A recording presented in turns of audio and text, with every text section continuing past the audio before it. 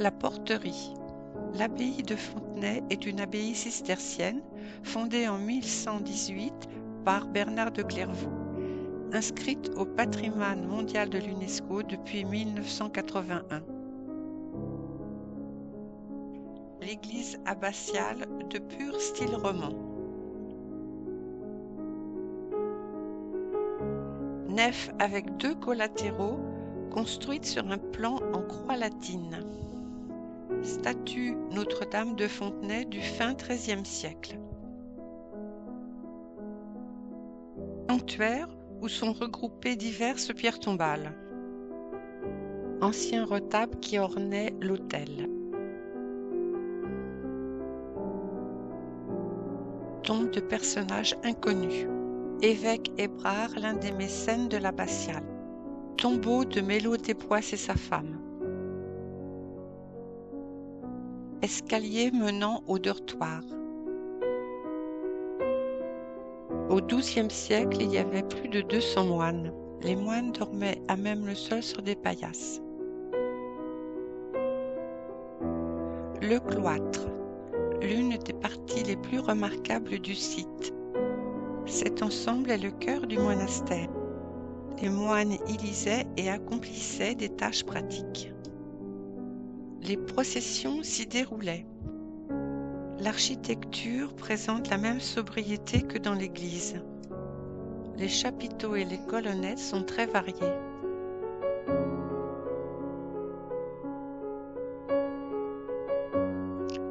La salle capitulaire ou salle du chapitre.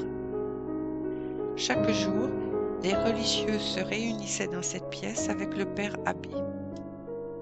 Ils lisaient et commentaient un chapitre ou extrait de la règle de saint Benoît et y débattaient aussi des affaires courantes de la communauté. La salle des moines, affectée à des tâches diverses, dont l'une était réservée aux moines copistes qui recopiaient et enluminaient les manuscrits. Le chauffoir avec ses 2 manteaux de cheminée, qui communiquaient par un escalier avec les dortoirs.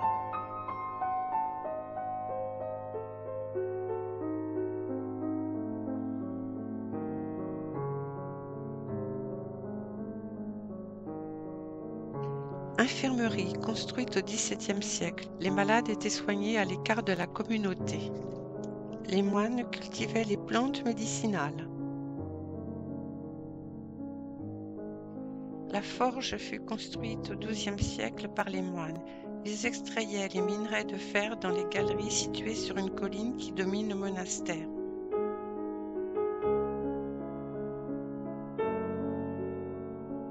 La dérivation de la rivière de Fontenay faisait tourner des roues, actionnant les martinets qui battaient le fer. Les moines forgerons développaient une production d'outils commercialisés aux alentours.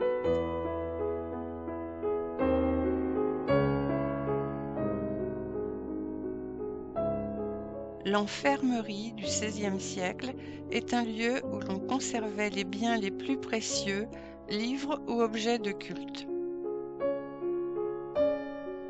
Galerie Seguin datant de 1850 est située à l'emplacement de l'ancien réfectoire et des cuisines.